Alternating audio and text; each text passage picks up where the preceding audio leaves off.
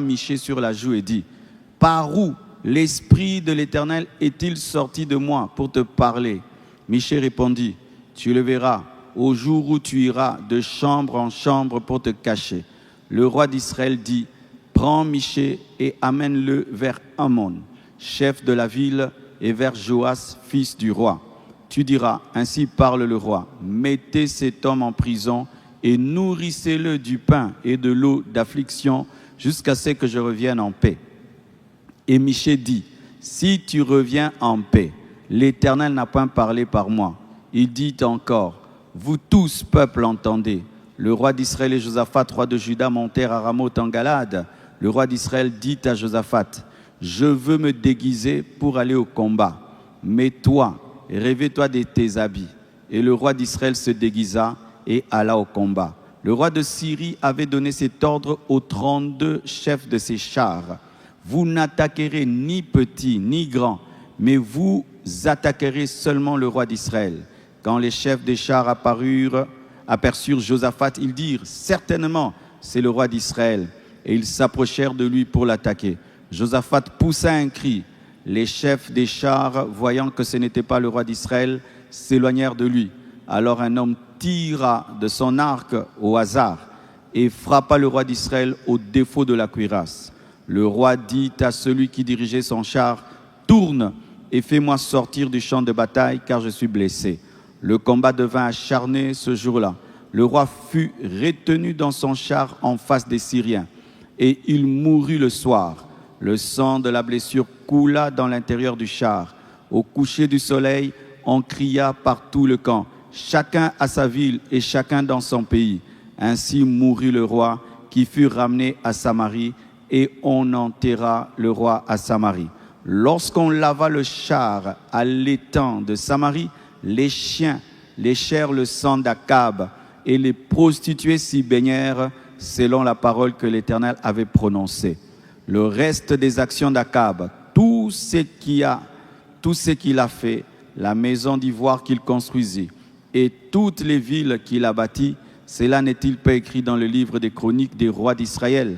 Akab se coucha avec ses pères, et Akazia, son fils, régna à sa place. Que Dieu bénisse sa parole. Prenez place, s'il vous plaît. Acclamons le Seigneur. Je vais revenir sur ce texte à la fin. C'est trop profond. Il y a tellement de choses à enseigner là-dessus. Pour clôturer, l'éthique dans l'exercice des dons spirituels. J'avais dit précédemment, il faut exercer les dons spirituels dans l'amour. 2, dans le respect des personnes. Il faut exercer les dons en respectant les gens. 3, dans l'ordre et la paix. 4, avec le but d'édifier le corps du Christ. 5, dans l'humilité. 6, dans la vérité. 7, en respectant la souveraineté du Saint-Esprit. 8, dans la soumission aux autorités établies, pas dans la rébellion. 9, dans la responsabilité. 10, dans la pureté sans impudicité. C'est ce que j'avais dit jusque-là. Nous acclamons le Seigneur. Continuons. Voici une autre chose. Il faut exercer les dons spirituels sans cupidité, sans l'amour de l'argent. Matthieu 10, verset 8. Vous avez reçu gratuitement, donnez gratuitement. 1 Timothée 6, verset 10 à 11. L'amour de l'argent est une racine de tous les maux. Toi, homme de Dieu, fuis ces choses, s'il faut résumer le passage. L'amour de l'argent est la racine de tous les maux. De tous les maux. Plusieurs personnes manquant l'éthique dans le domaine de l'argent vendent les dons spirituels. Monnaie l'onction. Monnaie les guérisons. Monnaie les prophéties. Monnaie même les veillées de prière. Et même, je peux aller plus loin. On ne peut pas demander même l'argent pour bénir un mariage. On ne peut pas demander l'argent pour consacrer un homme de Dieu. J'entends aujourd'hui, les fidèles donnent l'argent pour qu'on bénisse leur mariage. Tu ne donnes pas, on ne bénit pas ton mariage. Donc si tu es pauvre, tu ne peux pas te marier. Déjà avec les difficultés que nous avons au Congo, la dot très exorbitante, mariage civil, mariage religieux, certains même prédotent. Et puis encore l'église demande $200, $300 pour que le pasteur bénisse, que les choristes chantent. Il n'y a aucun verset biblique pour ça. J'entends même d'autres, ils demandent $1000 pour consacrer un homme de Dieu, $500 pour consacrer un homme de Dieu. Consacrer leur propre fils spirituel, il faut que le fils spirituel donne l'offrande. Mais je dis toujours, toi qui demandes l'argent pour bénir un mariage, toi on t'avait demandé l'argent, et même si on t'avait demandé, est-ce que tu dois répercuter la cupidité? Toi on t'a consacré gratuitement, mais toi tu fais payer tes consécrations. C'est vrai qu'un fils spirituel peut bénir son père spirituel qu'il a consacré, mais si c'est la condition, c'est la cupidité. Amen. Hein? C'est de la cupidité. Avant une délivrance, il faut l'offrande. C'est la cupidité. Avant une prophétie, il faut l'offrande. Cupidité. Après une prophétie, l'offrande. Cupidité. On ne paye même pas l'accomplissement des prophéties. Amen. Hein? On ne paye pas l'accomplissement des prophéties. Comme ça s'est accompli, tu dois donner. Les personnes donnent librement. Amen. Hein? On te prophétise, la prophétie s'accomplit. Tu es libre de donner ton offrande ou pas. Mais le prophète ne peut pas t'exiger de donner l'argent parce que la prophétie s'est accomplie, parce que ce n'est pas lui qui l'a accompli. Amen. Hein? Ce n'est pas lui qui l'a accompli. La Bible dit que l'un sème, l'autre arrose. C'est Dieu qui fait croître. Celui qui sème n'est rien, celui qui arrose n'est rien, c'est celui qui fait croître qui est quelque chose. Pourquoi? Si tu sèmes et ça ne croît pas, ça ne sert à rien. Si tu arroses et ça ne croît pas, ça ne sert à rien. Ainsi, si tu prophétises sur quelqu'un, est-ce que vraiment, en toute humilité, qu'est-ce que toi tu as fait pour que ça arrive? Qu'est-ce que tu as fait? Dis-moi. Une femme est stérile. Je lui dis, dans une année, tu auras un enfant. Et puis elle tombe enceinte. Moi, j'ai fait quoi? J'ai fait quoi? Je n'ai fait que dire ce que Dieu va faire. Moi, je n'ai rien fait. Mais quand tu t'attribues l'accomplissement d'une prophétie comme si toi, tu es Dieu et qu'on doit te payer, c'est de la cupidité. Amen. Hein? Réclamer l'argent pour aller dans une maison faire une veillée de délivrance, réclamer l'argent pour prophétiser, c'est de la cupidité. Nous avons reçu gratuitement et nous devons donner gratuitement. Un don spirituel qui est monnayé fonctionne en dehors des Écritures et c'est l'amour de l'argent qui est la racine de tous les maux. Lorsque tu aimes l'argent, tous les autres péchés viendront dans ta vie au travers de l'amour que tu as pour l'argent. L'amour de l'argent fera de toi un faux prophète. L'amour de l'argent fera de toi un faux pasteur. L'amour de l'argent fera de toi un instrument de Dieu qui opère en dehors de la parole de Dieu. C'est pourquoi tu ne peux pas servir Dieu et servir maman. Tu ne peux pas servir Dieu et servir le démon qui détruit les vies au travers de l'amour de l'argent. Tu ne peux pas. Lorsque tu veux servir Dieu, tu dois te rassurer que tu as vaincu la cupidité. Si tu n'as pas vaincu la cupidité, tu chercheras l'argent dans l'œuvre de Dieu. Tu prêcheras pour l'argent. Tu chanteras pour l'argent. Tu prophétiseras pour l'argent. Tu feras tout pour l'argent. Et comme tu fais tout pour l'argent, ce n'est pas Dieu qui est ton Dieu, c'est maman qui est ton Dieu. Il y a des gens qui croient, qui servent Dieu, mais Dieu ne les connaît pas. C'est maman qui est leur maître. Alléluia. Gardez-vous de ces choses qui se disent aujourd'hui. Qu'il faut servir Dieu pour se retrouver dans la vie. Ce n'est pas biblique, hein? Amen, hein? Il faut servir Dieu pour se retrouver dans la vie. C'est-à-dire tu souffres dans la vie, tu es pauvre. Maintenant tu dis comment je vais sortir de la pauvreté? Je vais servir Dieu. Tu es serviteur de maman. Lorsque tu penses à l'argent et tu penses servir Dieu, tu es sous l'emprise de maman. On sert Dieu pour sauver les âmes. On sert Dieu pour édifier les gens. On sert Dieu pour apporter la vérité. Prêcher, je ne suis pas venu pour l'argent. Qui est l'offrande, qui est pas, ce n'est pas ça mon but. Qui est la dîme, qui est pas, ce n'est pas ça mon but. Si on enlève la dîme de l'œuvre de Dieu, l'offrande de l'œuvre de Dieu, je servirai Dieu.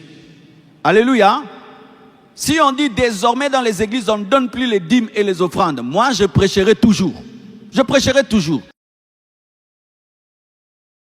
N'est pas l'argent. Aujourd'hui, bénissez même pas la parole, vendrez, essayez. N'est pas même 10 ans, je prêcherai. Dieu ne m'a pas appelé à avoir l'argent derrière l'œuvre de Dieu. Dieu m'a appelé à prêcher la sanctification pour que vous puissiez aller au ciel. Et si Dieu touche quelqu'un, il me bénit, gloire à Dieu. Mais si personne n'est touché, je continue le travail parce que mon appel n'est pas l'offrande, mon appel n'est pas la dîme. Amen, hein? Je te dis quelque chose de sérieux. Si tu ne maîtrises pas ça, tu vas servir Dieu toute ta vie. Au dernier jour, il te dit qu'il ne t'a jamais connu. Il ne t'a jamais connu. Dieu ne connaît pas les gens qui opèrent dans les dons spirituels pour l'argent, et Dieu ne connaît pas les gens qui le servent pour l'argent. Quand tu prêches pour l'argent, tu prophétises pour l'argent, tu fais des miracles pour l'argent, tu opères dans les dons pour l'argent, Dieu ne te connaît pas. Alléluia. Quelle est ta motivation quand tu veux servir Dieu? Quelle est ta motivation quand tu veux servir Dieu? Au ciel, nous serons étonnés. Des pasteurs riches qui seront les derniers, des pasteurs pauvres qui seront les premiers. Ah oui, mes frères, au ciel, nous serons étonnés. Des pasteurs riches qui seront les derniers, des pasteurs pauvres qui seront les premiers. Je vois des jeunes qui veulent servir Dieu pour être comme Marcelo. Quand tu dis que tu veux être comme moi, que veux-tu dire? Avoir ma maison, ma voiture, mes habits, ou mon message, l'onction, la crainte de Dieu? Si c'est la maison que vous cherchez, si c'est la voiture que vous cherchez, vous êtes des cupides et vous ne servez pas Dieu. Vous n'êtes pas différent des gens qui sont en train de chercher l'argent dans des business d'or et de diamants. Aucune différence. Alléluia. Alléluia.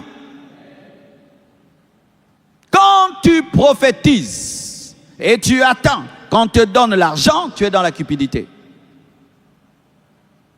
Tu prophétises sur un riche et puis tu ne pars pas. Nous, à la compassion, tu donnes la prophétie à un riche, tu pars. Tu ne traînailles pas là, oh le transport. Non, nous, tu vas prophétiser, tu as ton transport.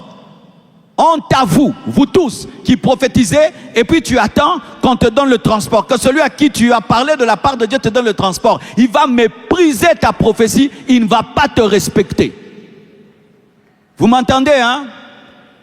Chaque fois que tu as donné la prophétie à quelqu'un, et après tu n'es pas parti, et tu attendais qu'il te paye le transport, il s'est moqué de ton Dieu. Ton Dieu te parle, il est incapable de te donner 10 000 francs de transport. Comment il va croire un prophète comme ça?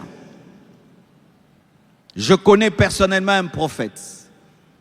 Il devait donner une prophétie à une grande autorité dans le monde. Il avait reçu le message. Et il cherche le numéro, et puis il appelle l'autorité. Il dit, j'ai un message à te donner. Mais on doit s'entendre. Si on ne s'entend pas, je ne viens pas. Il dit, quelle est l'entente? Je vais venir te parler de la part de Dieu, mais ne me donne pas l'offrande. On lui envoie un jet privé qui le prend là où il vit. Il vient la nuit. Il donne la prophétie à l'autorité. Après le matin, il part. Personne n'a jamais su et personne ne saura. Il n'en a pas parlé à la télé, ni sur Internet, et il a refusé l'offrande de cette autorité-là. Alléluia. Alléluia. L'appel au ministère n'est pas l'appel à l'argent. L'appel au ministère n'est pas l'appel à l'argent. Oh, je vais en voyage missionnaire pour avoir l'argent. Ah bon? Tu es un commerçant. Tu vas vendre quoi? Tu reviens d'un voyage missionnaire. Oh, c'était béni. Pourquoi? Parce que tu as l'argent? Non. Nous, quand on revient de la mission, on parle quoi? Des âmes gagnées, des malades guéris. Pas de l'argent. Oh, on m'a donné 50 000, 100 000. Et puis, tu es un commerçant. Tu peux revenir d'un voyage missionnaire avec 100 000 $, mais ton voyage est un échec. Personne n'était guéri, personne n'était délivré, personne n'était sauvé. Tu as échoué. Alléluia. Au dernier jour, le pasteur le plus grand au monde ne sera pas le pasteur le plus riche. Ce sera le pasteur le plus fidèle qui a gagné les âmes. Alléluia. Les âmes, les âmes, les âmes. Que ça revienne dans nos têtes, les âmes. Parce qu'à cause de la pauvreté d'un pays, on peut devenir le pays des cupides. Un pays qui engendre des missionnaires cupides, des serviteurs de Dieu cupides à cause de la pauvreté. Amen. D'ailleurs même, en matière d'argent, il y a des offrandes qu'il faut refuser de prendre. Des fois on te donne, tu refuses. Je me souviens une fois, quelqu'un, j'ai prié pour lui, Dieu l'a béni, Dieu lui a donné un travail, et puis il est venu me donner l'argent. Dieu m'a dit, il souffre beaucoup dans sa vie, prends ça et puis rends-lui. J'ai dit, tu m'as donné, merci, je te donne aussi. Alléluia, parce que ce n'était pas une offrande que je pouvais prendre. Il y a des offrandes aussi qu'on ne prend pas. Tu prends mais tu rends. Alléluia, ce n'est pas toujours le but. Une fois, Verneau est dans son bureau. Une veuve vient et lui donne sa parcelle, sa seule parcelle. Elle pleure. Elle dit, Dieu m'a dit de te donner. Il dit aussi, merci, j'ai pris. Reprends encore ta parcelle. Biso yuma, ta yuma, yuma. Alléluia. L'amour de l'argent est une racine de tous les maux dans le ministère. Et Paul dit à Timothée, toi, homme de Dieu, fuis ces choses. Homme de Dieu, fuis ces choses. Fuis l'amour de l'argent. Fuyez tous vos amis qui parlent tout le temps. L'argent, l'argent, fuyez-les. Fuyez vos amis qui voient l'argent dans l'église, l'argent, le ministère, l'argent, servir Dieu, l'argent, l'argent. Fuis cet ami-là, fuis-les. Il va t'abîmer, il va te détruire. Quand je traversais des moments difficiles dans le ministère, j'ai invité des fois des gens. Ils voient la grande église et moi je galère. Je n'ai pas de maison, je n'ai pas de voiture. Ils me disent, mais toi avec tous ces gens-là, comment tu souffres? Je dis, comment? Oh, mais ça c'est Eza Bilangate. Je dis, Bilangana kata kata bango. Papa, si moi j'avais une église comme la tienne, tu allais voir. J'allais voir comment. J'allais leur sortir l'argent. Je dis, ok. Mais eux, qui étaient Yankee, aujourd'hui ils sont nulle part. Hein? Je suis parti mollo, progressivement. Il y a propre, il y a bien. Alléluia. Alléluia. Si ce qui te motive dans l'œuvre de Dieu devient l'argent, tu as cessé de servir Dieu. Tu as cessé de servir Dieu. Ce n'est plus Dieu. Tu as cessé de servir Dieu. Si quand tu prêches, tu penses à l'offrande du prophète. Donc, quand tu prêches l'offrande du prophète, c'est pourquoi mes enfants, tu prêches dans une église, après tu pars. Tu ne restes pas là en train de tourner, tu attends qu'on te donne ton enveloppe. Vous m'entendez, hein? Vous m'entendez? Vous m'entendez, hein? Tu prêches et puis tu tournes, tu ne pars pas. Oh, comment je vais partir? Comment tu es venu? Comment tu es venu? C'est une honte. C'est que vous ne savez pas. Tu peux prêcher sur la chair avec autorité. Quand tu descends, tu perds toute l'autorité à cause de l'argent. Et tu attends 500 $ alors que ta prédication vaut des millions. Et tu ne te respectes pas, tu ne te connais pas. Et puis tu tournes là. Et puis on dit, l'homme de Dieu ne part pas. Non, il ne sait pas partir, il attend. Diacre, faites vite, l'homme de Dieu attend. Les diacres te critiquent pendant qu'ils comptent ton argent, si tu ne sais pas. Comptez vite, l'homme de Dieu attend. Et puis on t'amène ça. Au revoir, au revoir.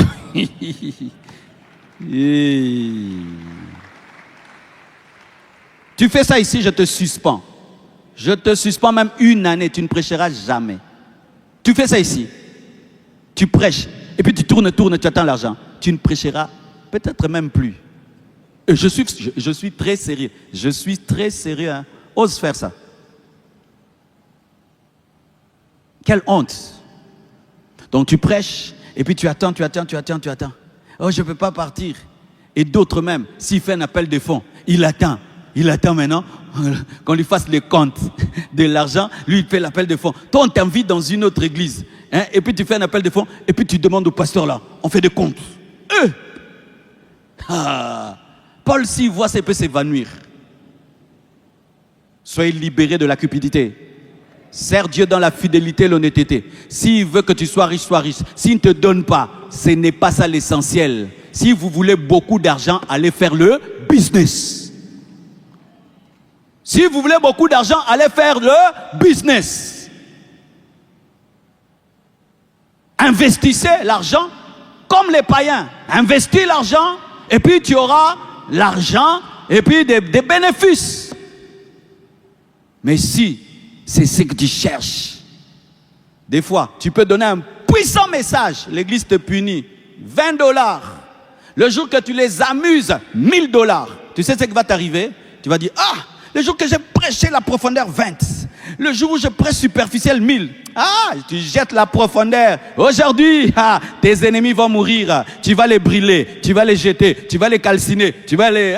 $1000. Tu deviens seulement l'homme qui brûle et qui calcine. C'est pourquoi, si tu ne veux pas tomber dans la cupidité, sois un homme de foi. Tu as une source, Dieu. Et Dieu a 1000 manières pour te bénir. Dieu a 1000 manières pour te bénir. Dieu a 1000 manières. Oh, ya. Quand j'ai commencé le ministère, mes frères, des fois tu vas en voyage missionnaire dans des villages là-bas qui me pèsent et tout le reste. Tu travailles 14 jours. Tu finis. Le pasteur te donne $34. Tu as travaillé 14 jours, $34. Et puis Dieu te dit, prends ta veste, donne au pasteur. Tu te dis, oh, putain, ta veste même de $100. Tu te dis, n'a qu'à faire. Et tu fais, Dieu te dit, fais ça. Et il te met où? Pour rentrer dans un bus rempli de piment. Derrière, tu rentres. Et là, il y a quelqu'un. Il ne sait même pas que tu reviens d'un voyage missionnaire. Dieu lui parle. Va voir Marcelo. Il vient comme ça. Dieu m'a dit de te donner $1000. Et quand tu reçois, Dieu dit, je t'ai payé pour le travail que tu as fait là-bas. Lui ne sait pas. Ce n'est pas là où tu sèmes que tu récolteras toujours. Ce n'est pas là où tu sèmes que tu récolteras toujours. Je répète, ce n'est pas là où tu sèmes que tu récolteras toujours. Soyez fidèles. Ayez des motivations pures. Alléluia. Paul, lorsqu'il a vu que dans le ministère, on ne le soutenait pas, il a fait quoi? Des tentes. Si là où Dieu t'envoie, les gens ne te soutiennent pas, fais les affaires, fais des tentes. Fais des tentes. Lorsqu'il y a eu le corona, tous ceux qui avaient fait du ministère, leur seul faire quand les églises avaient fermé. Mais ceux qui avaient la sagesse, en dehors du ministère, d'avoir investi ailleurs, ils ont pu vivre. Si on ferme les églises, tu vas continuer à être serviteur de Dieu? Bien-aimé, faisons très attention. Tu peux servir Dieu toute ta vie, mais au dernier jour, tu as 0. Parce que ce qui te faisait lire la Bible, c'était la cupidité. Ce qui te faisait jeûner, prier, c'était la cupidité. Ce qui t'amenait à chercher l'onction, les prophéties, tout ça, c'était la cupidité. Quand il y a les riches, tu as des révélations. Quand il y a des pauvres, tu n'as pas de révélations. Quand celui-là donne l'argent facilement, Dieu m'a dit. Celui qui ne donne pas, Dieu ne le voit pas. Celui-là qui, après que tu aies prophétisé, donne toujours un peu d'argent. Ah, Dieu parle toujours à ces papas-là. Mais celui-là qui dit seulement que Dieu te bénisse, lui, Dieu ne lui parle plus. Dieu a fermé le robinet. Cupidité, cupidité. Alléluia. Vous qui prophétisez toujours aux autorités, pourquoi vous ne prophétisez jamais à leurs huissiers? Vous qui avez tout le temps des prophéties pour les grands, pourquoi vous n'avez pas de prophéties pour les petits? Vous qui avez tout le temps des prophéties pour les gens qui donnent l'offrande, pourquoi vous n'avez pas de prophéties pour ceux qui n'en donnent pas? Dieu ne connaît pas le pauvre, c'est ça? Dieu n'a pas créé le pauvre. La plupart des disciples de Jésus étaient des pauvres.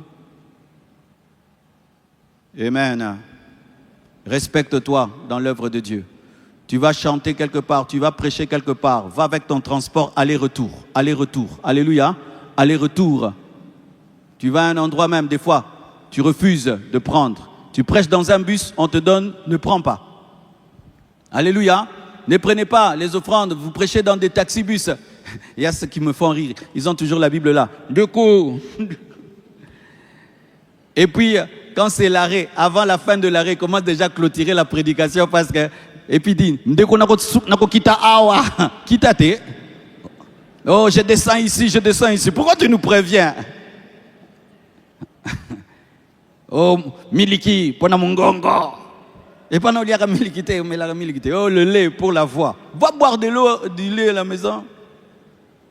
Quand tu fais seulement ça, toute ta prédication est jetée. Alléluia, est jetée. Mais si tu entres toi-même, et puis tu payes aussi les gens de transport, waouh, et tu prêches.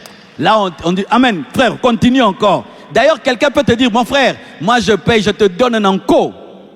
Oh, donne-moi l'amen. N'exercez aucun don spirituel, aucune capacité spirituelle avec le but de l'argent. Faites tout pour édifier, faites tout pour édifier, faites tout pour édifier. Et si Dieu donne, qu'il donne. Si Dieu ne donne pas, qu'il ne donne pas. Mais ce n'est pas le but. Nous ne sommes pas des commerçants. Amen.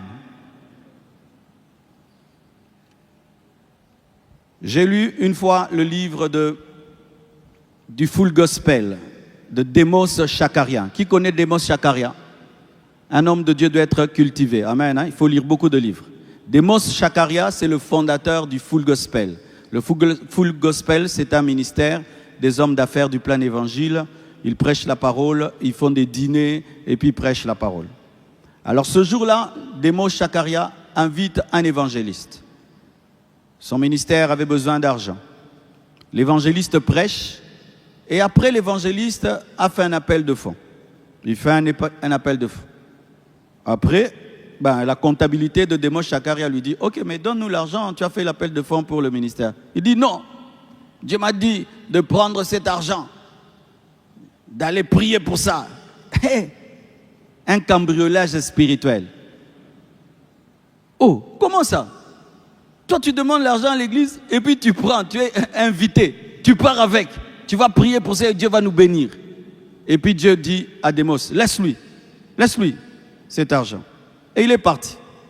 Demos a continué son ministère et c'est devenu le grand ministère des hommes d'affaires du Full Gospel mondialement connu.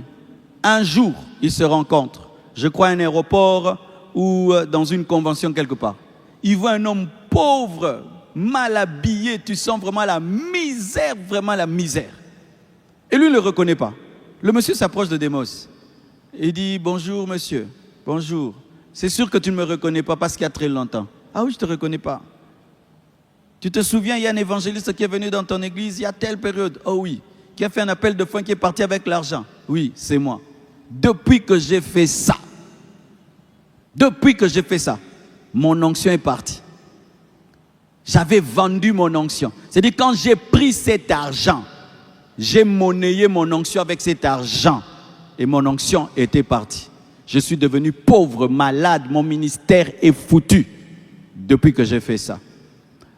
Quand tu vends les dons, les prophéties, les miracles, donc c'est donnant, non? Donc d'un côté tu donnes l'onction et puis on te donne l'argent. Alors quand tu donnes, ça part, non? Quand on vend, ça fait quoi? Ça part. Si tu es vendeur d'eau, tu es vendeur de pain, quand tu vends le pain part, non?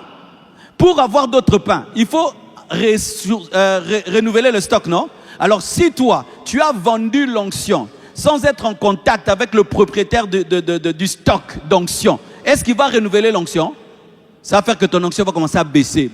C'est pourquoi vous remarquez, tous ceux qui commencent à chanter pour l'argent, prêcher pour l'argent, prophétiser pour l'argent, vous voyez, après des années, l'onction commence à diminuer, l'inspiration. Pourquoi? C'est du donnant-donnant. C'est du donnant-donnant. C'est du donnant-donnant. Chaque fois que tu vends les dons spirituels, l'onction ou quelque chose de Dieu, quand on te donne l'argent pour ça, c'est que tu avais un esprit aussi est parti parce que tu as vendu, tu as monnayé. C'est une transaction.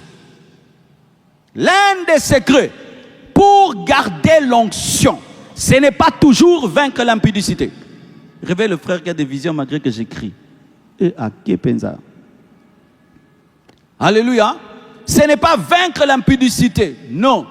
Ce n'est pas seulement vaincre l'impudicité. C'est aussi vaincre la cupidité.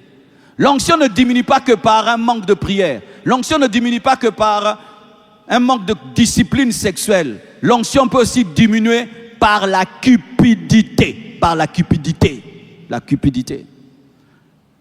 La cupidité t'empêchera de dire la vérité aux riches. Le jour, par exemple, j'ai prêché ici. S'asseoir devant, ce n'est pas pour les riches. C'est pour les responsables à l'église et pour ceux qui viennent avant. Les riches de l'église se sont fâchés. Amen. Hein? Bien sûr qu'ils se sont fâchés, non? Ah, qui se fâche? J'ai prêché la vérité. J'ai prêché la vérité. Alléluia. J'ai prêché la vérité. Si c'est l'argent qui te fait prêcher, tu auras peur des riches dans l'église. Quand on te dit les riches de l'église ne sont pas contents, ils n'aiment pas ta manière de faire ou de parler, tu vas changer. L'église sera dirigée par les riches, par l'argent. Et quand les riches de l'église dirigent l'église, souvent c'est maman qui entre.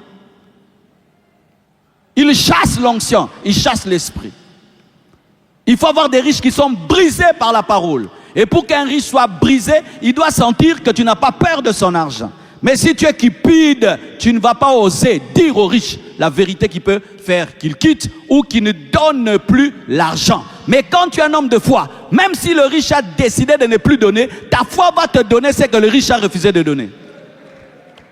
Alléluia. C'est ce que Mardochée dit à Esther. Que c'est pour des temps comme ceci que tu es parvenu à la royauté. Et si tu ne le fais pas, le salut viendra d'ailleurs. La foi. Alléluia.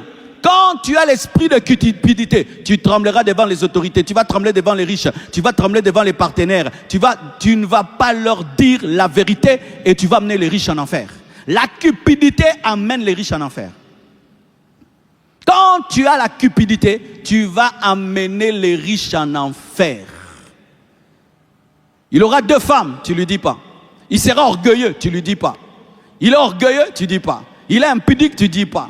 Il a la magie, tu ne dis pas. Les riches. Tu viens dans sa maison, tu trouves. Il a des bouteilles de whisky. Éclairées par des lumières. Ils ont des bars comme ça là. Des bouteilles. Un frère, hein. Tu entres dans sa maison là. Il a un bar, des bouteilles. Et puis la lumière dessus, un comptoir. Même papa de l'église. Maintenant, tu entres dans sa maison, tu vois ça. Si c'était un pauvre, tu allais dire quoi? Frère, ça c'est quoi? Mais si c'était un riche, papa c'est beau, hein? Papa, il faut enlever ça. Toi, un enfant de Dieu, tu ne peux pas avoir ça. Papa, enlève. Oh, pourquoi? Tu es un enfant de Dieu, enlève ça. S'il ne va plus venir à l'église, j'ai lavé les mains, je t'ai dit la vérité, je t'ai dit la vérité, je t'ai dit la vérité. Aimer l'argent te volera l'onction. Aimer l'argent te fera perdre l'autorité. Aimer l'argent fera que les gens vont douter en ce que tu dis. Moi, si seulement tu me donnes une prophétie et tu ajoutes seulement donne l'offrande annulée. Vous m'entendez, vous tous qui me donnez des prophéties du monde entier? Si seulement tu me prophétises, après tu dis, Dieu a dit aussi que tu donnes. J'étais timbelle. Donne et pars. Et lui-même va dire, ne tiens pas les fruits, c'est la branche. Mais les fruits qui sont tenus par la branche, c'est par la sève de la tige qui entre dans la branche et qui permet qu'il y ait des fruits. Mais ces fruits-là que porte la branche ne sont pas mangés par la branche. La branche ne mange pas ses fruits. Ce sont les autres qui mangent les fruits. C'est-à-dire quoi? Quand Dieu te donne un don spirituel, ce n'est pas pour toi, c'est pour les autres. Ce n'est pas pour que tu manges le fruit, mais pour que les autres mangent le fruit. Nous avons les dons pour les autres, nous n'avons pas les dons pour nous-mêmes. Nous avons les fruits pour qu'ils soient mangés, pas pour que nous puissions les manger. Amen. Hein? Deuxièmement, il faut exercer les dons spirituels en évitant de plaire aux hommes. Galates 1, verset 10. Si je plaisais encore aux hommes, je ne serais pas serviteur de Dieu. si je plaisais encore aux hommes, je ne serais pas serviteur de Dieu. Vous ne mettez pas les versets? Et maintenant, est-ce la faveur des hommes que je désire ou celle de Dieu? Est-ce que je cherche à plaire aux hommes? Si je plaisais encore aux hommes, je ne serais pas serviteur de Christ. 1 Thessaloniciens 2, verset 4. 1 Thessaloniciens 2, verset 4. Selon que Dieu nous a jugés dignes de vous confier l'évangile, ainsi nous parlons non comme pour plaire à des hommes, mais pour plaire à Dieu qui sonde nos cœurs. Il faut prophétiser, exercer les dons spirituels, tous les dons spirituels pour plaire à Dieu et non pour plaire aux hommes. Alléluia. Un vrai serviteur de Dieu parle pour obéir à Dieu et non pour plaire au peuple. Lorsque tu exerces le don, tu dois chercher à avoir la main de Dieu avant d'avoir la main des hommes. Alléluia. Quand tu exerces les dons spirituels, cherche d'abord à avoir la main de Dieu et pas d'abord la main des hommes. Lorsqu'il n'y a pas cela dans le cœur, l'exercice du don spirituel devient un spectacle. Ça devient un spectacle, ça devient un show pour émerveiller les gens, pour que les gens soient contents, pour que les gens soient heureux. Et la plupart des temps, ce seront des prophéties qui plaisent, qui amusent, mais pas des prophéties qui amènent à la sainteté, à la pureté. Si tu veux faire des miracles seulement pour que les gens voient un show de puissance, mais pas pour les amener à Dieu, tu vas opérer dans les miracles lorsque des fois Dieu ne voudra pas opérer dans les miracles, mais voudra amener son peuple à la repentance. N'exerce pas les dons pour qu'on t'acclame. N'exerce pas les dons pour qu'on t'aime. N'exerce pas les dons pour avoir des abonnés, des followers. Exerce les dons pour que Dieu soit content de toi et qu'il dise « Bon et fidèle serviteur, entre dans la joie de ton maître. » Alléluia. Troisièmement, il faut exercer les dons spirituels sans inventer des faux miracles, des fausses prophéties. Matthieu 7, 22 à 23. Matthieu 7, 22 à 23. Matthieu 7, 22 à 23. Plusieurs me diront ce jour-là, Seigneur, Seigneur, n'avons-nous pas prophétisé par ton nom? N'avons-nous pas chassé des démons par ton nom? Et n'avons-nous pas fait beaucoup de miracles par ton nom? Alors je leur dirai ouvertement, je ne vous ai jamais connus, retirez-vous de moi, vous qui commettez l'iniquité. Ce sont quel genre de miracles et de prophéties qui font que Dieu ne puisse pas nous connaître? Premièrement, faire des miracles dans le péché. Prophétiser dans le péché fait que Dieu ne te connaît pas. La prophétie peut être vraie, le miracle peut être vrai, mais si tu es dans le péché, Dieu ne te connaît pas. Deuxièmement, des miracles et des prophéties qui viennent du monde des ténèbres, parce qu'il y a des miracles qui viennent du monde de ténèbres, il y a des prophéties qui viennent du monde de ténèbres. Lorsque tu donnes des prophéties qui viennent de la divination et des miracles qui viennent de la puissance de Satan, Dieu ne te connaît pas. Mais d'autres, c'est quand tu inventes des prophéties. Dieu n'a pas parlé. Tu t'es renseigné et puis tu prophétises. Tu utilises la psychologie et puis tu prophétises. Tu payes quelqu'un, tu dis tu seras aveugle et puis dis je suis guéri, mais c'est faux. Dieu ne te connaît pas. N'opérez jamais dans des fausses prophéties ni dans des faux miracles. Si Dieu fait, il fait. Si Dieu ne fait pas, il ne fait pas. Si Dieu fait, il fait. Si Dieu ne fait pas, il ne fait pas. Mais vraiment, c'est terrible des choses qui arrivent. Un jour, un père spirituel va prêcher dans l'église de son fils spirituel. Il prêche comme ça. Tout d'un coup là-bas, un paralytique marche, un aveugle voit, un sourd entend. Hey! Le père spirituel dit non, non, non. Il y a une onction dans l'église de mon fils spirituel. Chaque fois que son fils spirituel invite, il va dire là-bas, vraiment Dieu m'utilise. Et c'est un homme, quand il part à un endroit, il y a la foule. Et cet homme de Dieu aimait beaucoup prêcher chez son fils spirituel parce que là-bas, non, Dieu l'utilisait. Vous savez ce que le fils spirituel faisait? Il payait des gens. Le père spirituel ne sait pas. Il paye des gens. Il dit, toi, aujourd'hui tu vas être aveugle, tu vas voir. Toi, tu vas être ceci. Quand il prie des miracles, le père spirituel pense que Dieu l'utilise. Mais il remarque que quand il va ailleurs, il n'y a pas ces miracles-là. Seulement chez son fils. Oui, Le niveau du mensonge a atteint un niveau, mes bien-aimés. Les gens même portent des faux plâtres. Il ne s'est pas cassé. Au nom de Jésus, sois guéri. Oh, déchire le plâtre. Il l'ouvre. À Bouganate. Vous voyez, les paralytiques marchent. Mais vous voyez, toutes les chaises sont neuves. Toutes les chaises neuves, comme si on les achetait hier. Les mêmes chaises, même marque, même modèle. Maintenant, ces paralytiques tous sont allés acheter la chaise au même endroit. Hein? Alléluia. Ce n'est pas parce que tu es chrétien que tu ne dois pas réfléchir. Réfléchissez, réfléchissez, réfléchissez, réfléchissez. Oh, donne-moi l'amen. Hein? Réfléchissez, réfléchissez. Devenir chrétien, ce n'est pas l'enlèvement du cerveau. Tu me présentes 20 paralytiques qui sont là. Je remarque que c'est le même modèle de chaises. Et toutes les chaises sont neuves. Mais les paralytiques là ne se connaissent pas. Mais ils ont la même chaise. Donc c'est quelqu'un qui a acheté pour tous. Et c'est qui? Si ce n'est pas eux, c'est qui alors qui a acheté ça? Te na boyo kansama be. Te na kansama be te na discerner que beaucoup aussi. Alléluia. Un aveugle qui n'a jamais vu, un vrai aveugle, il dit, vois. J'étais aveugle, j'ai vu.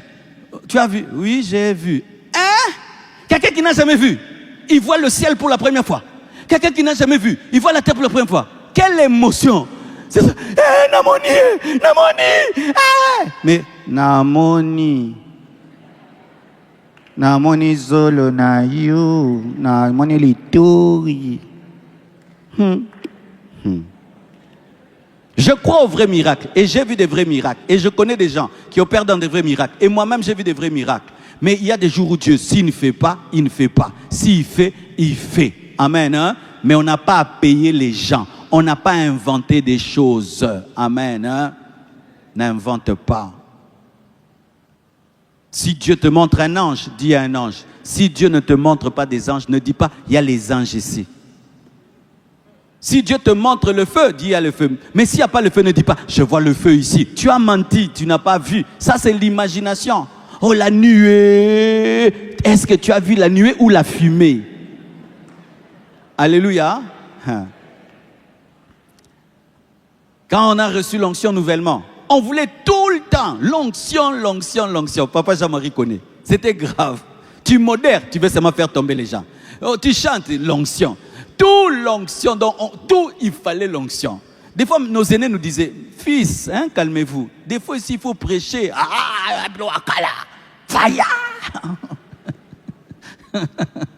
Vous savez, une fois, Dieu m'a aidé comment?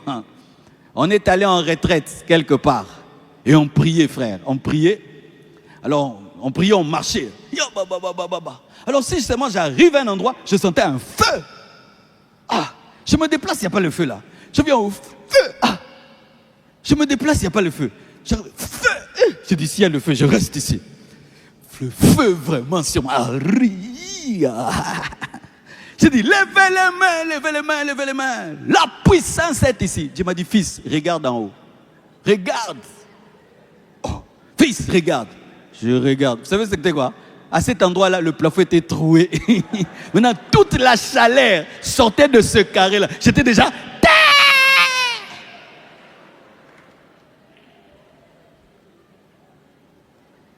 Des fois, la chaleur que tu sens, c'est vraiment la chaleur du Congo. Des fois, le vent que tu sens, c'est le courant d'air. Des fois, c'est le courant d'air.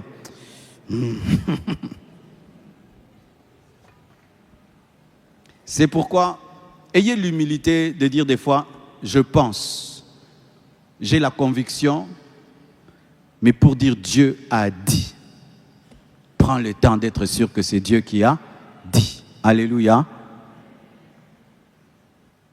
N'invente jamais des faux miracles, des fausses prophéties.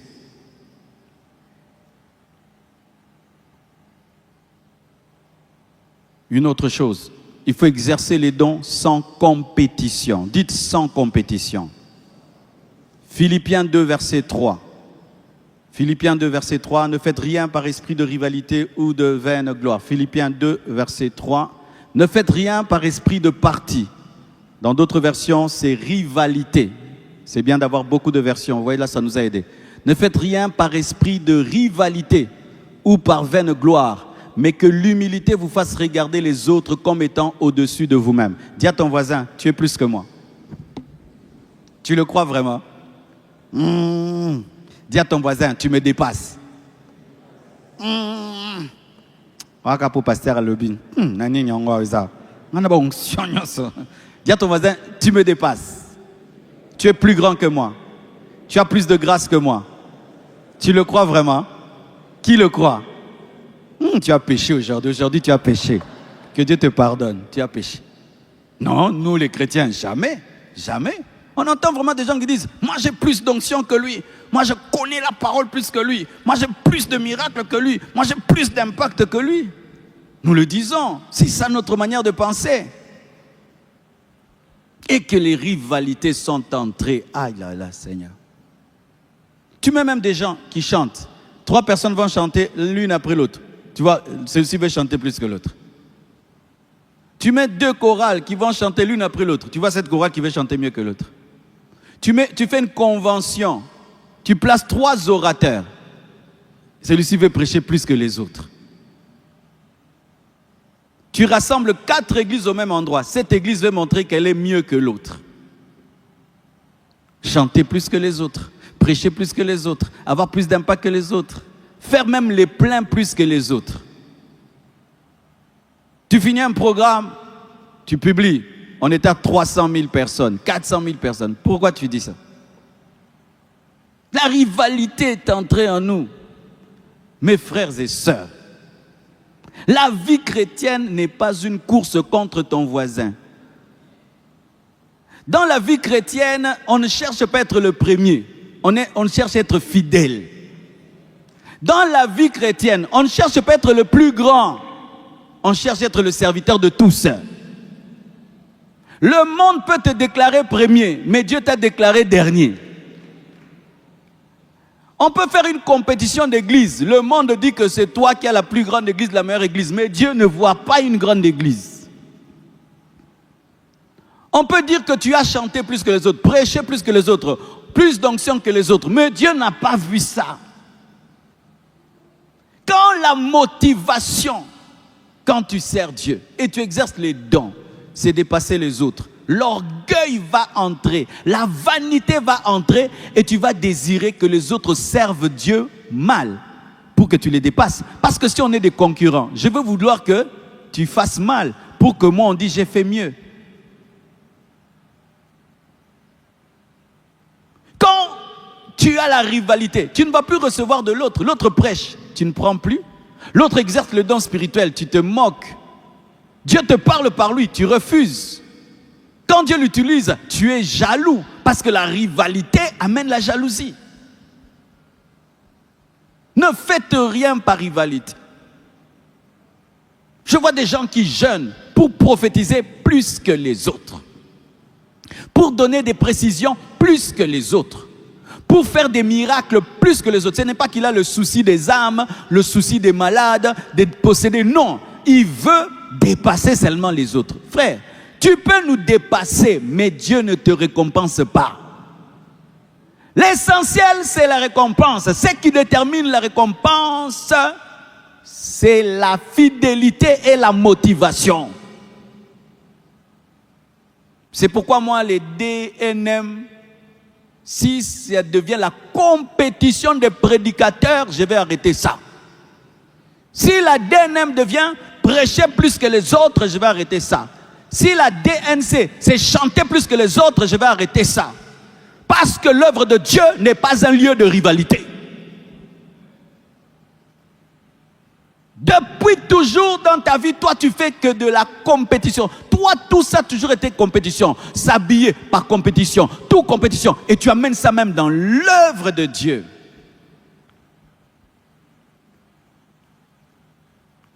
J'allais prêcher dans des endroits où c'était la compétition de prêcher. Dieu m'a interdit, n'y va plus.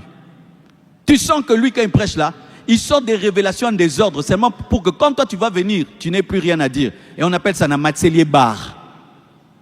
Et moussouni, en français, na tombolé, niveau na tikeleli bar. n'ebte soka okoka. Osa ndoki. Eza kindoki. En français, tu es sorcier. Donc toi, tu as servi Dieu pour empêcher que l'autre ne serve pas Dieu. Maintenant, s'il prêche après toi, il commence à bégayer. Ndoki. Osa ndoki. Tu es sorcier? Comment tu prêches et après toi, l'autre n'arrive pas à prêcher, tu es heureux? Comment tu chantes, après l'autre qui vient chanter après toi n'arrive pas et tu es heureux? Nous servons le même Dieu ou nous servons Satan et Dieu? Frère, nous serons étonnés au dernier jour. Tu penses que tu auras beaucoup, tu as peu, tu as peu, tu as peu. Et des fois même, tu as une récompense. Lorsque tu fais des choses, les gens n'acclament pas et ne voient pas. C'est là que Dieu te récompense. Quand tu donnes à quelqu'un de l'eau, tu salues quelqu'un, tu es gentil, là Dieu te récompense. Mais dans l'œuvre de Dieu, Dieu ne te donne rien parce que tu fais tout par rivalité. J'ai vu des gens même construire des églises par rivalité. Ils viennent comme ça, ils vont construire des étages comme ça. Il va chez lui, il casse. On recommence. Il casse l'église, il recommence. Il recommence. Parce que lui doit dépasser les autres. Tu dois dépasser les autres. Tu dois dépasser. La rivalité peut te faire jeûner. La rivalité peut te faire prier 10 heures du temps. La rivalité peut te faire lire la Bible. La rivalité peut te faire chercher l'onction. Et quand tu sers Dieu, tu as l'esprit de Lucifer. C'est pourquoi je hais les compétition des églises. Oh, notre église vous dépasse. Un autre pasteur vous dépasse. La chair. La chair. C'est ça l'appel des églises. Nous dépasser entre nous. C'est ça notre appel. Que nos pasteurs s'entre-dépassent. Que nos églises s'entre-dépassent. Nous plaçons notre gloire dans des choses vaines. Des choses vaines. Tu accompagnes ton pasteur prêcher dans une convention. Tu aimerais seulement que ce soit ton pasteur qui prêche bien. Et quand ton pasteur que tu as accompagné comme un fan club prêche plus que les autres, tu te sens fier. Viens à Bomi Bangotu. Ah, donc viens doter à Yesu toi doter à Baninga. Bomoni Moussouni nenge côté libiso en français. Vous voyez comment la chair est entrée. Où tu vois des gens qui accompagnent leur pasteur prêcher quelque part, mais ils viennent pour qu'il soit le seul à bien prêcher.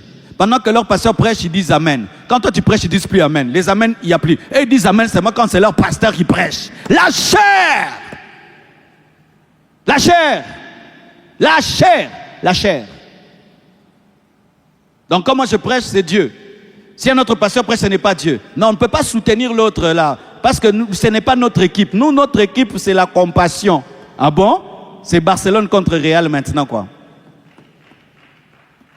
Des églises voisines en rivalité. Des pasteurs voisins en rivalité. La chair, nous n'aurons rien. Rien au dernier jour. Zéro.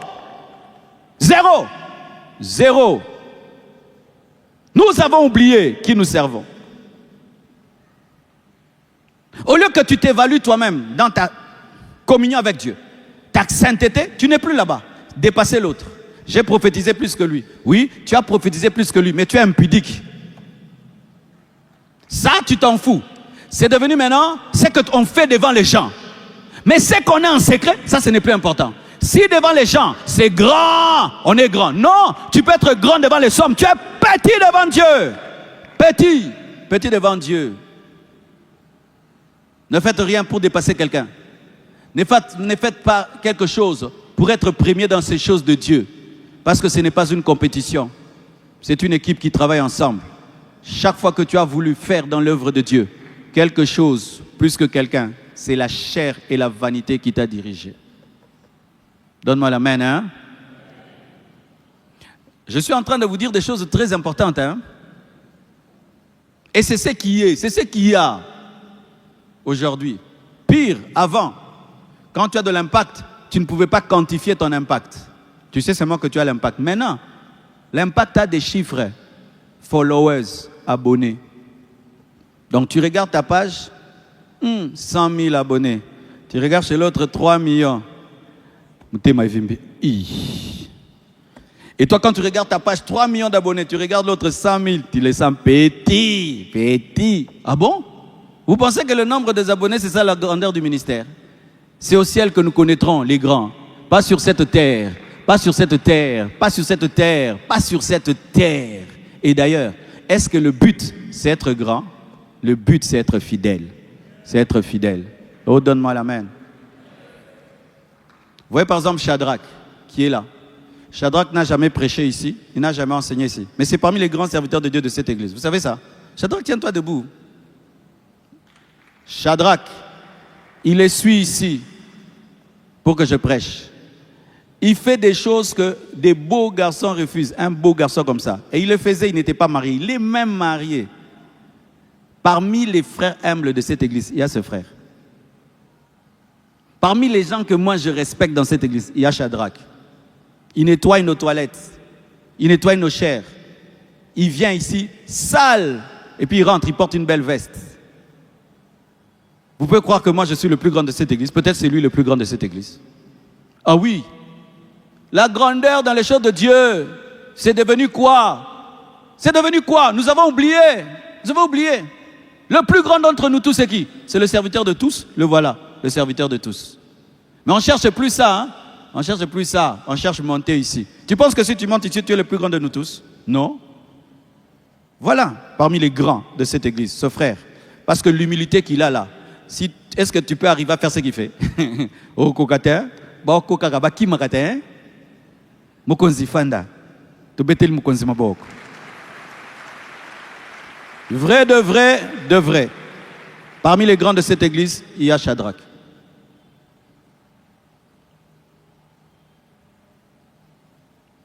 Un jour, un grand homme de Dieu vient me voir. Il est venu de la Côte d'Ivoire. Il m'a dit quelque chose qui m'a bouleversé. Il dit, je suis en train de demander à Dieu qui m'attire vers les petites choses. Oh, j'ai dit quoi? Oui, que Dieu m'attire vers les petites choses. Oh, pas les grandes. Il dit non, les petites choses. Comme lesquelles? Il dit, j'ai recommencé maintenant à prêcher dans les maisons des gens. Je viens là, j'ai dit, appelez vos frères et sœurs. Je prêche devant 10 personnes. Les petites choses. Il remplit des stades et tout. Mais il a dit, Dieu, aide-moi à aller vers les petites choses. Des fois, la gloire n'est pas en haut, elle est en bas. Et d'ailleurs, souvent, elle est en bas. Une autre chose. D'ailleurs, je n'ai pas donné l'autre verset. 1 Corinthiens 3, versets 6 à 7. 1 Corinthiens 3, 6 à 7. J'ai planté, Apollos a arrosé, mais Dieu a fait croître. En sorte que ce n'est pas celui qui plante qui est quelque chose, ni celui qui arrose, mais Dieu qui fait croître. Acclamons celui qui fait croître. La chorale, mettons, a sémé. Moi, j'ai arrosé. La chorale n'est rien, je ne suis rien. Qui est quelque chose?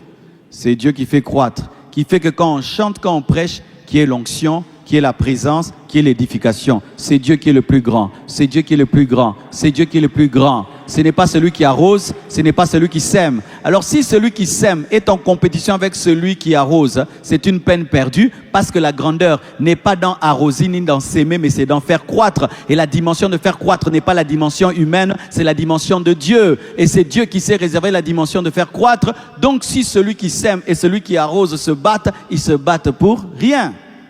Il y aura toujours un arroseur, il y aura toujours un semeur, mais personne ne sera celui qui fait croître. C'est Dieu. Amen. Hein? Amen.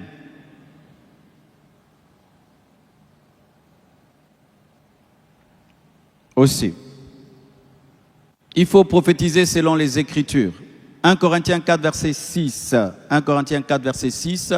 Il faut prophétiser selon les Écritures. C'est à cause de vous, frères, que j'ai fait de ces choses une application à ma personne et à celle d'Apollos, afin que vous appreniez en nos personnes, écoutez, à ne pas aller au-delà de ce qui est écrit. À ne pas aller au-delà de ce qui est écrit, et que nul de vous ne conçoive de l'orgueil en faveur de l'un contre l'autre, à ne pas aller au-delà de ce qui est écrit. Il faut prophétiser, faire des miracles, des prodiges bibliquement. Tout ce qui n'est pas biblique, même si c'est un miracle, c'est une prophétie, elle n'est pas de Dieu, elle n'est pas conforme à la volonté de Dieu. Par exemple, quelqu'un te dit, Dieu veut te délivrer, ok, mais il te donne une doctrine. Il faut commencer à manger le sel tous les jours. Le sel. Amen, hein?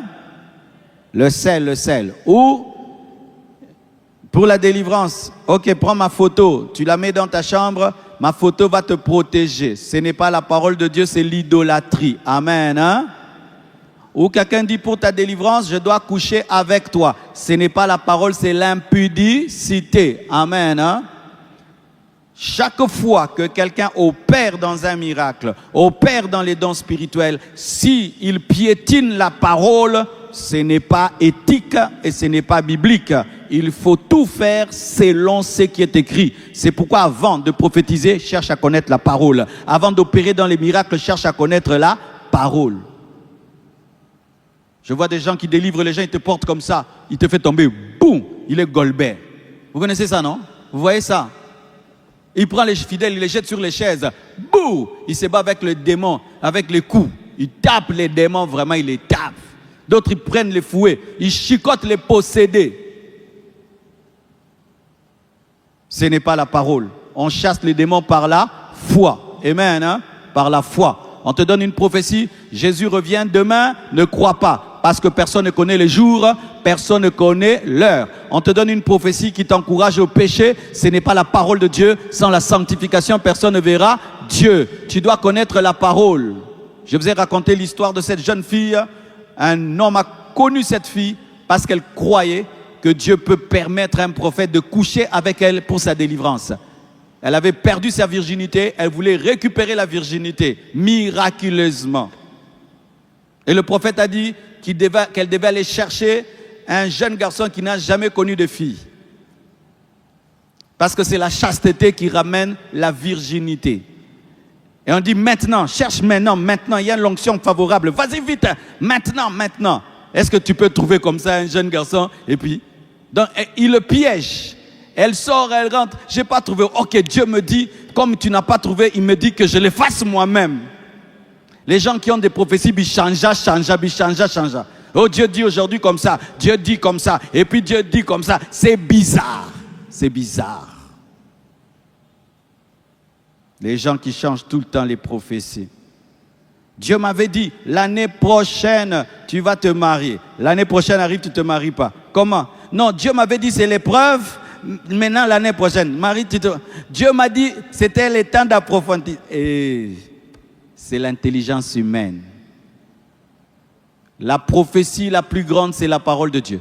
Une prophétie qui contredit la parole de Dieu est à jeter à la poubelle. C'est pourquoi connaissez la parole, méditez la parole. Amen. Hein?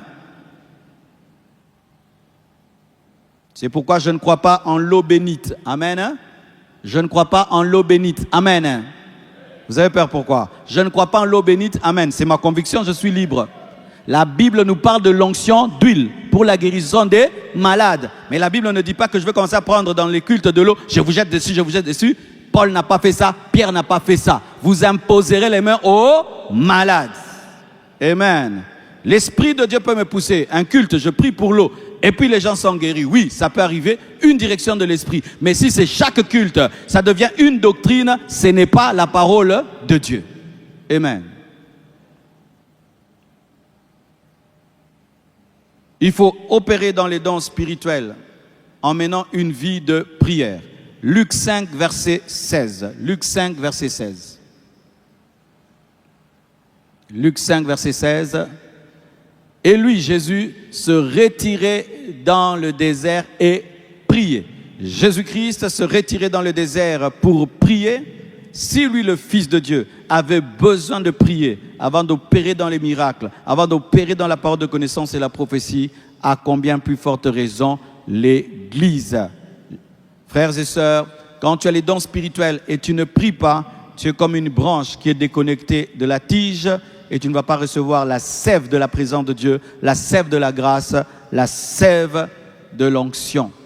Sois un homme de prière et tu vas prophétiser connecté à Dieu. Tu vas prêcher connecté à Dieu.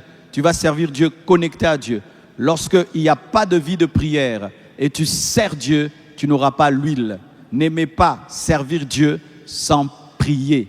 N'aimez pas parler de la part de Dieu sans prier. N'aimez pas prophétiser sans prier. N'aimez pas faire l'œuvre de Dieu sans passer du temps avec Dieu. N'aimez pas faire l'œuvre de Dieu sans passer du temps avec lui.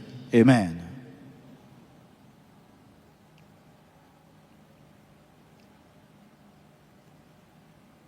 Avant de terminer, il faut servir Dieu sans toucher à sa gloire. Il faut exercer les dons spirituels sans toucher à la gloire de Dieu. Ésaïe 42, verset 8 dit « Je suis l'Éternel, c'est là mon nom, et je ne donnerai pas ma gloire à un autre. » Dieu ne te donnera jamais sa gloire.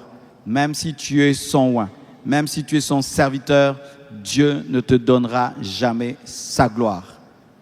Jean 3, 30, la Bible dit « Il faut qu'il croisse et que je diminue. » Jean a voulu que Jésus croisse et que lui diminue. Aujourd'hui, nous voulons être des stars. Nous voulons être des vedettes. Ce n'est pas la parole de Dieu. À l'église même, on ne peut pas appeler quelqu'un star. À l'église, on ne peut pas appeler quelqu'un star. Star, ce ne sont pas des mots qu'on peut utiliser pour un homme à l'église. Parce que c'est Jésus seulement qui est la star et la vedette. Alléluia. Ne cherche pas à exercer un don pour que les regards des gens viennent vers toi, mais pour que les regards des gens aillent vers Dieu. Alléluia. Ton but doit être toujours de glorifier Dieu. C'est pourquoi les apôtres, Paul et Barnabas, lorsqu'ils ont opéré dans les miracles et ils ont guéri un paralytique à Lystre et qu'on est venu pour les adorer, ils ont dit « Nous sommes des hommes de la même nature que vous ». Ils ont déchiré les vêtements, ils ont refusé l'adoration parce qu'ils ne servaient pas Dieu pour devenir des stars, mais pour présenter la star qui est Jésus. Qui est Jésus, c'est Jésus qui est la star. Ne cherche pas à être célèbre dans l'œuvre de Dieu. Ne cherche pas à être une vedette. Ce n'est pas un appel. Ce n'est pas un appel. Ce n'est pas un appel. Ce n'est pas un appel. Ne pense jamais que tu es plus que les autres et que tu es un homme à part. Quoi que soit la dimension où Dieu t'utilise et se sert de toi, tu es un homme de la même nature que nous. C'est pourquoi Dieu veille, malgré l'utilisation, que nous puissions avoir des problèmes qui nous rappellent que nous sommes des hommes. Alléluia. Qui nous rappellent que nous sommes des hommes. Je termine. Il faut être armé de souffrir lorsque tu veux opérer dans les dons spirituels. 1 Pierre 4, verset 1. Ainsi donc Christ, ayant souffert dans la chair, vous aussi armez-vous de la même pensée, car celui qui a souffert dans la chair en a fini avec le péché. Acclamons le Seigneur.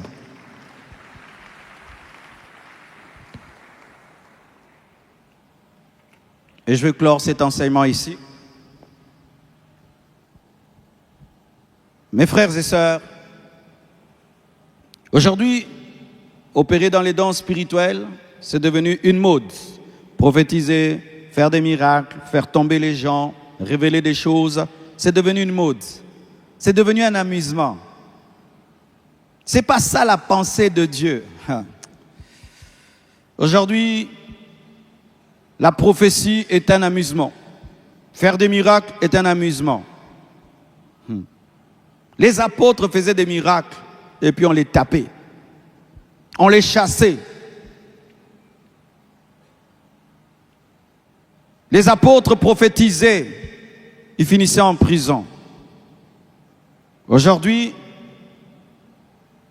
opérer dans les dons spirituels, nous pensons en le faisant avoir que la joie, la reconnaissance.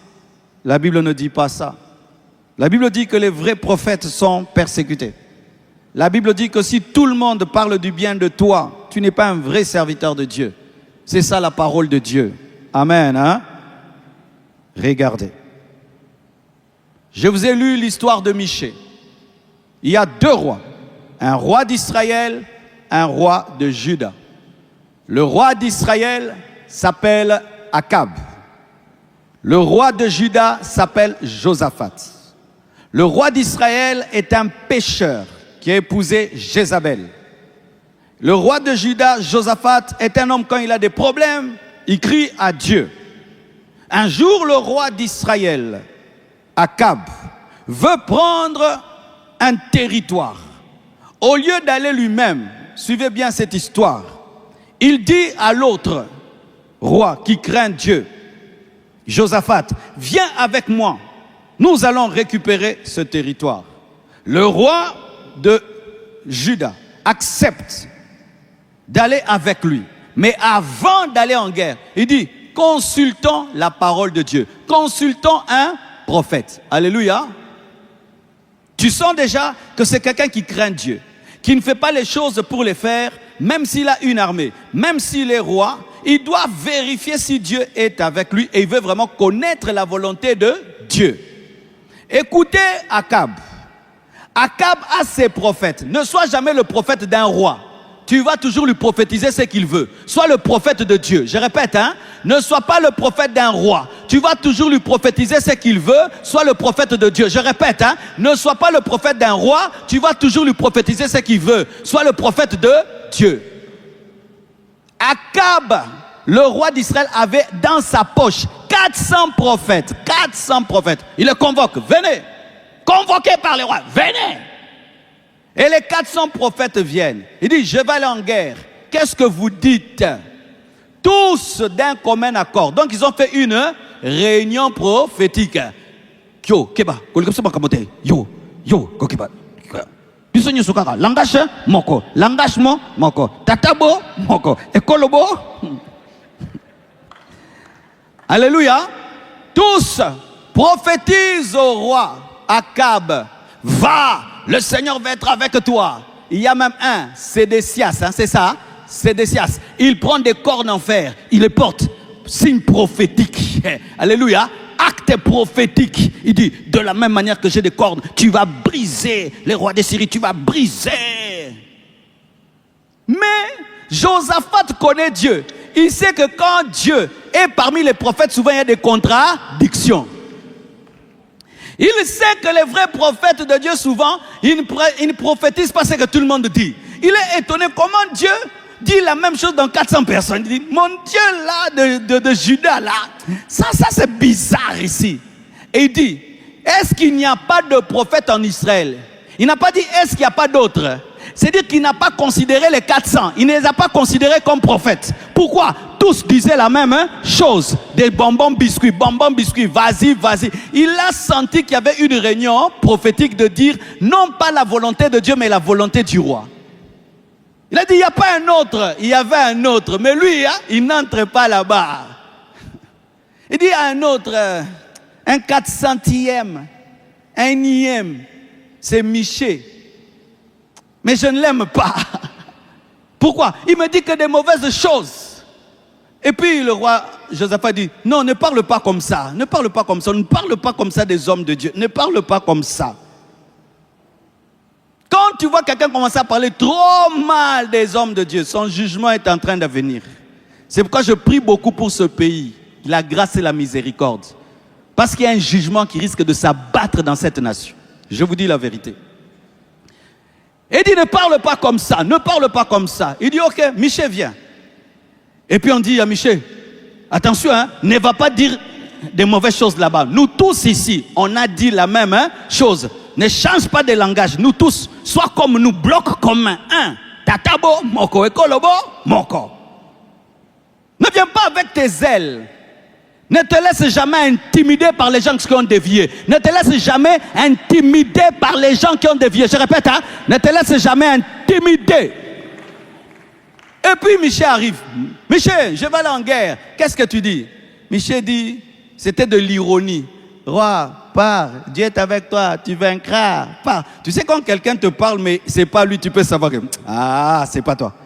Il dit, Miché, combien de fois je vais te dire de me dire la vérité? Dis la vérité. Il dit, roi, si tu pars, tu ne reviendras pas. Je vois Israël qui n'a plus de maître. Il n'a pas dit je vois Juda, il a dit je vois Israël. Donc c'était une prophétie pour qui? Pour Akab. Il a dit je vois Israël qui n'a plus de maître. Il dit, tu vois, Josaphat, je t'avais dit, confirmation. Lui me dit que des mauvaises choses. Mais si tu vis dans le péché, comment tu veux que je te dise des bonnes choses? Je ne te dis pas des mauvaises choses parce que je ne t'aime pas, mais parce que tu as une sale vie. Parce que tu as une sale vie. Si tu es impudique pendant 10 ans, tous les jours, impudique, impudique, impudique, impudique, impudique, comment je vais changer la prédication si toi tu n'as pas changé? Oh, donne-moi la main, hein? Oh, change, change, change. Mais si toi tu ne changes pas, pourquoi tu veux que Dieu change de message? Il me dit que des mauvaises choses. Non, il te dit la vérité. La vérité, ce ne sont pas des mauvaises choses, c'est la vérité. Il dit ne pars pas, on te vaincra. Ne pars pas, on te vaincra, tu mourras. Écoutez, Sédécia, le faux prophète zélé. Il vient, il gifle Michée. Il gifle. Il dit l'Esprit de Dieu est sorti de moi quand? Pour parler en toi. Donc il a le monopole du Saint-Esprit. Hey, personne n'a le monopole de l'onction. Personne n'a le monopole du message. Personne n'a le monopole du Saint-Esprit. Personne n'a le monopole de dire ainsi dit le Seigneur. Comment? Il dit tu m'as giflé. Il dit ok. Je te vois, tu es en train de fuir de chambre en chambre ici. Toi qui m'as giflé. Et maintenant, Michée entre dans une dimension prophétique supérieure. Il dit, j'ai vu Dieu assis sur le trône. Et j'ai vu autour de lui des étoiles. J'ai vu des esprits autour de lui. Et Dieu a dit, qui ira séduire pour moi Akab? J'ai vu ce qui s'est passé avant que vous me puissiez parler. Je suis en avance. Alors que moi, je n'étais pas là, j'étais déjà là. Et un esprit a dit, moi je serai un esprit de mensonge dans les prophètes. C'est-à-dire, tous les 400 prophètes ont été sous l'onction du mensonge. C'est-à-dire, roi, on t'a menti et il y a un démon qui est à l'œuvre. Mais on dit un mauvais esprit venant de l'Éternel. Pourquoi on dit mauvais esprit venant de l'Éternel? Parce que même les démons ont été créés par Dieu.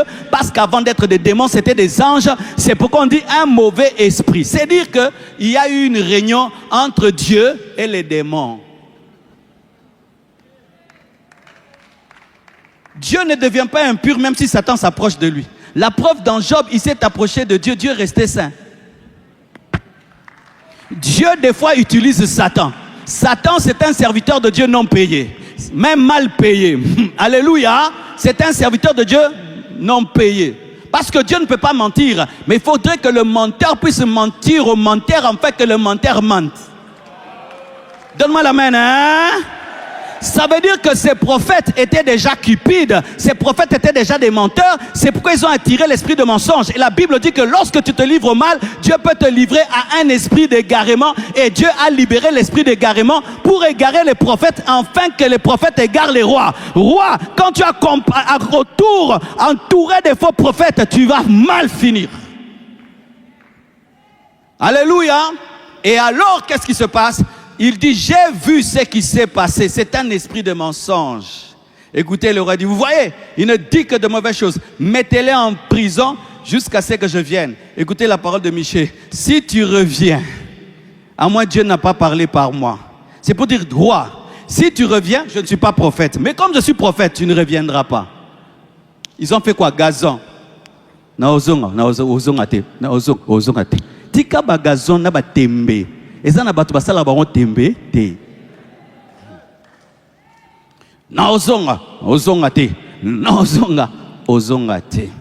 vais rentrer, tu ne rentreras pas. Et le roi met en prison celui qui allait le libérer. Il met en prison celui qui allait le libérer.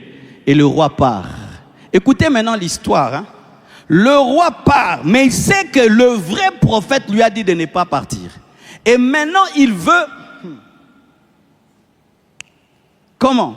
Se camoufler par rapport à la prophétie pour s'en échapper. Lorsqu'il va en guerre, lui se déguise.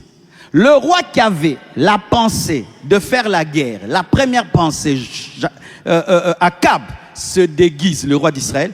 Mais il dit au roi de Josaphat, le roi de Juda, toi ne te déguise pas, vraiment. Bilanda landego mayo.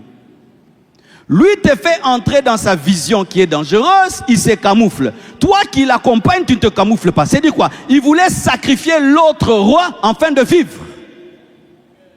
N'entre jamais dans une chose que tu ne comprends pas. Je répète, hein. N'entre jamais dans une chose que tu ne comprends pas. Je répète, hein. N'entre jamais dans une chose que tu ne comprends pas. Je répète, hein. N'entre pas. Ne suis jamais quelqu'un sans comprendre comment la chose va finir.